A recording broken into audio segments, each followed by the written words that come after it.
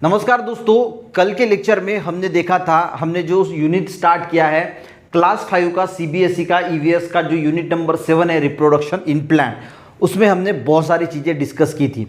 हमने देखा था कि प्लांट में जो रिप्रोडक्शन होता है वो 4 तरीके से होता है। स्टीम से होता है, रूट से होता है, लीफ से होता है और एक जो होता है वो सीड से होता है। ठीक है, तो हमने डिटेल में रिप्रोडक्शन ऑफ स्टीम से कैसे रिप्रोडक्शन होता है वो प्रीवियस लेक्चर में डिटेल में पढ़ा है, वो आप वीडियो जाके देख लेना। आज के लेक्चर में हम बात करेंगे reproduction by leaves, roots and seed से रिप्रोडक्शन कैसे होता है। देखिए, बहुत सिंपल और इजी लेक्चर होने वाला है, कोई दिक्कत वाली बात है नहीं। देखिए, कोई भी अगर प्लांट है तो वो रिप्रोडक्शन यानी क्या होता है, एक प्लांट से बहुत सारे प्लांट जो है वो बनना।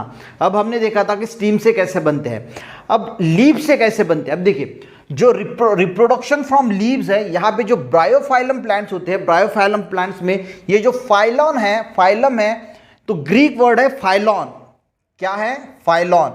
इसका मीनिंग क्या होता है? इसका मीनिंग होता है लीफ यानी पत्ता। जो प्लांट होता है उसका जो पत्ता होता है उसको हम क्या बोलते हैं? लीव्स बोलते हैं या फिर लीव्स बोलते हैं। समझ में आ गया? अब इस पत्ते से नया प्लांट जो है वो बनता है।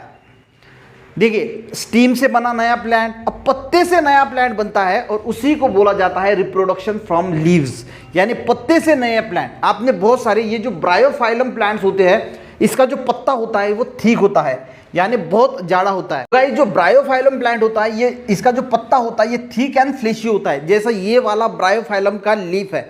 ब्रायोफाइलम यानी इसको पत्थर चट्टा बोला जाता है। इसका यूज किडनी स्टोन को रिमूव करने के लिए भी किया जाता है।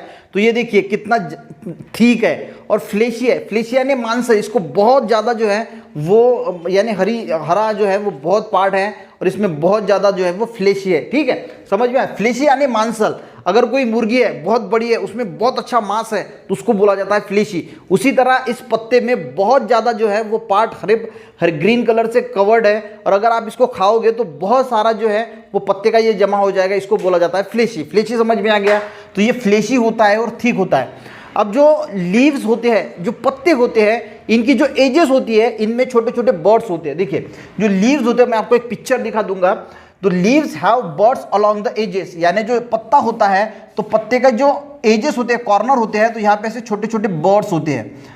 ठीक है, इसको बोला जाता है बर्ड्स, यानी कली। जब हम जिसको बर्ड्स को कली बोलते हैं तो ऐसे छोटे छोटे बर्ड्स होते हैं। अब होता क्या है, new plant grow from these birds, तो नया प्लांट जो है वो ग्रो हो जाता है इस बर्ड से। अब इस प्लांट में आपको बर्ड्स जो है वो दिखाई नहीं दे रहे।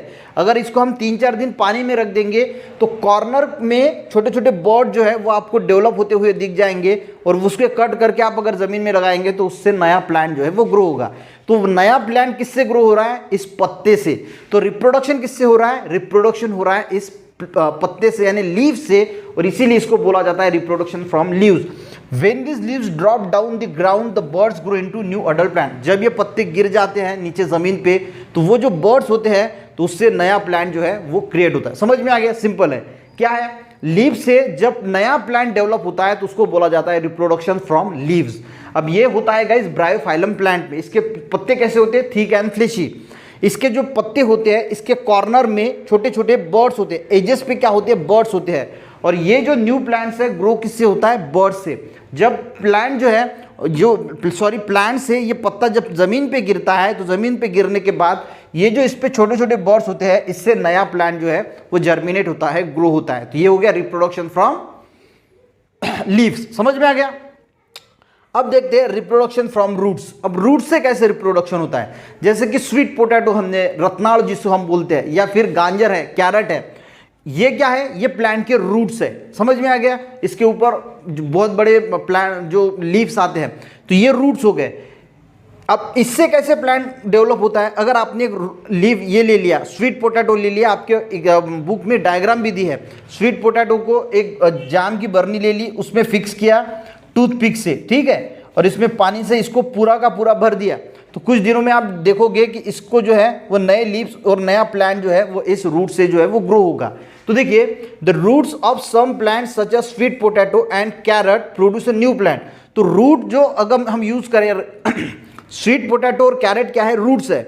इसका यूज करके हम नया प्लांट जो है वो तैयार कर रहे हैं, बना रहे हैं। तो यहाँ पे क्या हो गया? रिप्रोडक्शन कहाँ से हो गया?